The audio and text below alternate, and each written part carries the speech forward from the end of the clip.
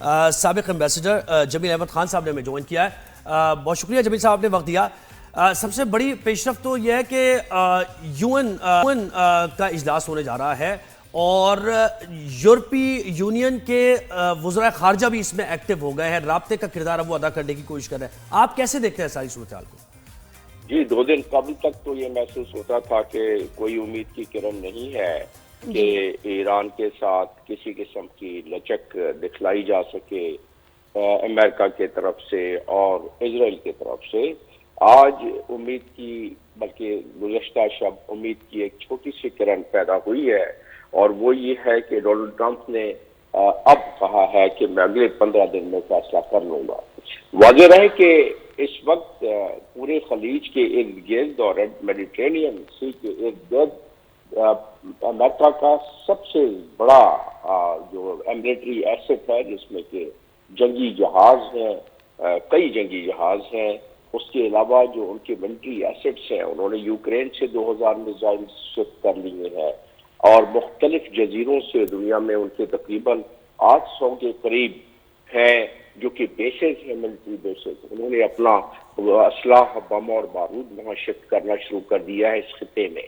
اس کا مطلب یہ ہوا کہ وہ اس وقت 15 دن جو انہوں نے دیے ایران کو، اس میں ان کا مقصد بالکل ظاہر ایسا لگتا ہے مقصد کہ وہ اس 15 دن میں ایران کو قائل کر لیں گے کہ ایران اپنی افزودگی یعنی کہ انریچمنٹ مکمل طور پر ختم کر دے.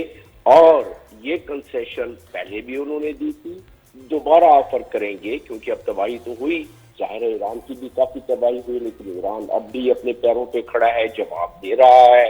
اور میرے کیلکولیشن کے مطابق ایران تقریباً 100 دن تک جواب دے سکتا ہے. اور میری کیلکولیشن ہے اگر 30 میزائل بھی روزانہ فائر کرے، 30 میزائل بھی اگر داغے اسرائیل پر روزانہ، آپ دیکھیں کہ کتنی تباہی وہاں بھی ہو رہی ہے.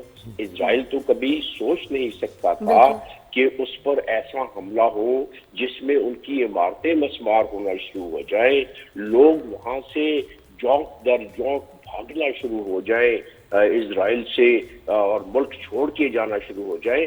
تو ان تمام چیزوں کو مد نظر رکھتے ہوئے اب جو اس وقت ایران اپنے جو گفتگو میں یا اپنی نیگوسیشن میں، آج بھی ایران کے جو ان کے فارن منسٹر ہیں، ان کی ملاقات یورپین فارن منسٹر سے ہو رہی ہے اور UK، فرانس، جرمنی سے، اس میں بھی یہ ظاہر ہے امریکہ کے آشرواد کے بغیر تو ہو نہیں سکتی تھی یہ ملاقات ایران کے فارن منسٹر کی. تو اس لحاظ سے اگر دیکھا جائے تو ایک یہ مطالبہ دوبارہ نظر آتا ہے. اور اب ویسٹ اور امریکہ یہ سمجھتا ہے کہ ایران کے جو ہم نے 200 میزائل کی سائٹس، لانچنگ سائٹس جیسا کلیم کرتا ہے اسرائیل، ہم نے تباہ کر دیے ہیں، تو شاید اب اسرائیل مان جائے کہ ہم انریچمنٹ نہیں کریں گے، اور اس بات پر مان جائے کہ انریچمنٹ تیسرے ملک میں یعنی کہ رشیا وغیرہ میں کرا کے اپنا ہیوی واٹر اور اپنا انرچ مٹیریل وہ ایران میں لائیں اور اپنی بجلی بنائیں اور اس کی پیسفل یوٹیلائزیشن. سر یہ جو بات چیت میں تو پھر میوچول آپ کو جو ہے بینیفٹس کا خیال رکھنا چاہیے، لیکن اسرائیل اور US جو شرائط پیش کر رہا ہے ایران کو، وہ تو بڑی ہی سیلفش اور دھمکیاں ہیں کہ سرنڈر اور گیٹ کلڈ، ہم تباہ کر دیں گے، سرنڈر. اور آئی ڈونٹ تھنک کہ ایران ول سرنڈر اف دے ڈونٹ. آپ کو اس کیس میں کیا نظر آتا ہے، کون سا ملک ہے جو پھر ان کو ویپنز وغیرہ اور اس میں اٹیک میں ایکچولی ہیلپ کرے گا فردر؟ اگر ویپن اور اٹیک میں ہیلپ چائنا اور اگر رشیا کی طرف اشارہ ہے، ظاہر ہے ہر آدمی یہی سوچے گا.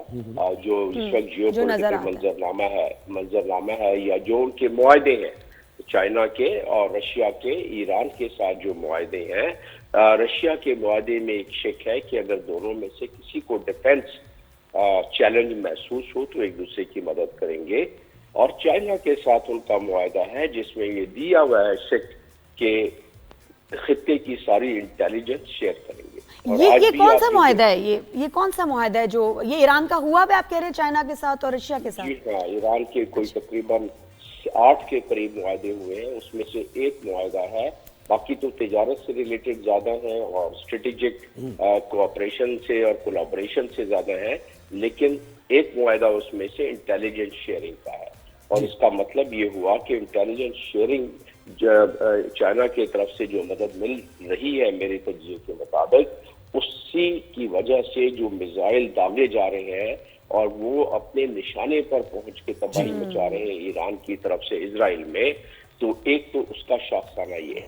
दूसरा, आगे जाके आपका सवाल के जवाब में कि क्या उनको बम और बारूद सप्लाई हो सकता है चाइना किसी और मुल्क की तरफ से या चाइना रशिया, क्योंकि चाइना रशिया का सबसे ज्यादा बेहतर ताल्लुक था ईरान से, इसलिए, और सबसे काफी अमेरिका के बाद ताकत तरीन मुल्क। तो आप क्या कहना चाहेंगे कि करेगा या नहीं?